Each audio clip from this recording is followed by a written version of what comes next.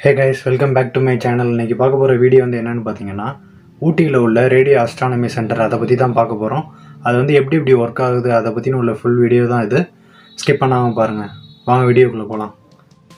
இந்த radio astronomy centre வந்து ஊட்டி பக்கத்தில் முத்தேரைன்னு ஒரு பகுதியில் வந்து அமைஞ்சிருக்கு. அதாவது ஊட்டியிலேருந்து இந்த ரேடியோ ஆஸ்ட்ரானமி சென்டர் வந்து 6 கிலோமீட்டர். ஆசியாவிலே மிகப்பெரிய ரேடியோ தொழில்நோக்கு மையம்னு சொல்கிறாங்க. இதோட நீளம் வந்து பார்த்திங்கன்னா 530 மீட்டர், அதாவது 1740 அடி.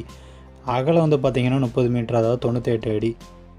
இது வந்து எந்த நிறுவனம் வந்து கட்டினாங்கன்னு பார்த்தீங்கன்னா Tata institute of fundamental research அவங்க வந்து கட்டினாங்க. இயர் வந்து பார்த்திங்கன்னா 1965 to 1969. இது வந்து எப்போ வந்து செயல்படுத்தப்பட்டதுன்னு பார்த்தீங்கன்னா 1970 வந்து இது வந்து செயல்படுத்தப்பட்டாங்க. அது மட்டும் இல்லாமல் இவங்க வந்து என்ன சொல்கிறாங்கன்னா ரேடியோ ஆஸ்ட்ரானமி சென்டர் வந்து ஒரு மிகவும் சக்தி வாய்ந்தது மட்டும் இல்லாமல் பெரும்பாலான உணவு திறனை கொண்டது இந்த வேர்ல்டில் அப்படின்னு சொல்லியிருக்காங்க.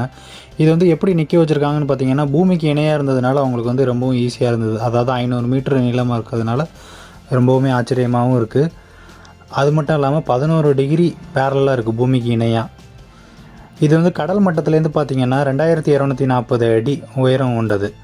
இந்த ரேடியோ ஆஸ்ட்ரானமி வந்து பார்த்திங்கன்னா 180 டிகிரிக்கு சுற்றும். அதாவது வானத்தில் வந்து அதிக நேரம் வந்து ட்ராக் செய்ய முடியும்னு சொல்லியிருக்காங்க. ஃபார் எக்ஸாம்பிள் சொல்லணுன்னா வானத்தில் உள்ள செயற்கைக்கோளாக இருக்கட்டும், இல்லை ரேடியோ கதிர்வுகளாக இருக்கட்டும், எந்த ஒரு கருவியாக இருந்தாலும் சேட்டலைட் மூலியமாக ஆராய முடியும். வானத்தில் உள்ள தகவல்கள் எல்லாத்தையுமே நாசா மூலியமாக வந்து இதை வந்து பகிர்ந்துக்கிறது வந்து சிறப்புன்னு சொல்லியிருக்காங்க. அது மட்டும் இல்லாமல் டிடிஹெச் இடையே பார்த்திங்கன்னா ஃபுல் அண்ட் ஃபுல் வந்து பூலோக பரப்புகள் இல்லாமல் கம்பி யூஸ் பண்ணியிருக்கிறதுனால இது வந்து மழைநீராக இருக்கட்டும், காற்றாக இருக்கட்டும் எல்லாம் பாதுகாப்பாக இருக்குது அப்படின்னு சொல்லியிருக்காங்க. அதாவது பார்த்திங்கன்னா February 28 தேசிய அறிவியல் தினங்கிறதுனால இதில் பெரும்பாலான பேர் பார்த்திங்கன்னா school students and college students தான் முக்கியமாக இங்கே விசிட் பண்ணுவாங்க. ஸ்கூல் ஸ்டூடெண்ட்ஸை பொறுத்தளவுக்கு எஜுகேஷனல் விசிட்னு சொல்லி கூப்பிட்டு போவாங்க. காலேஜ் ஸ்டூடெண்ட்ஸை வந்து இண்டஸ்ட்ரியல் விசிட்னு சொல்லி கூப்பிட்டு போவாங்க.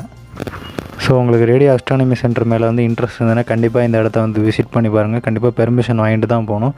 பெர்மிஷன் வாங்கிட்டிங்கனால இல்லை இன்ஸ்ட்ரக்ஷன் சொல்லிடுவாங்க அவங்களே.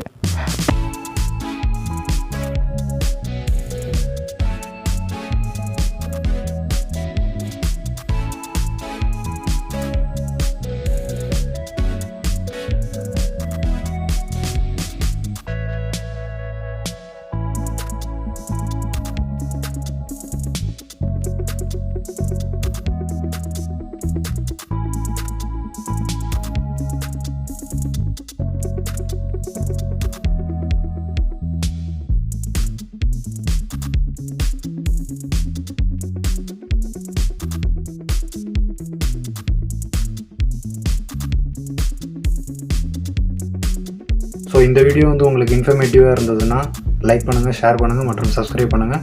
So signing off this video. அடுத்த வீடியோவில் சந்திக்கும் வரை உங்களிடமிருந்து விடைபெறுவது உங்கள் தெய்வா.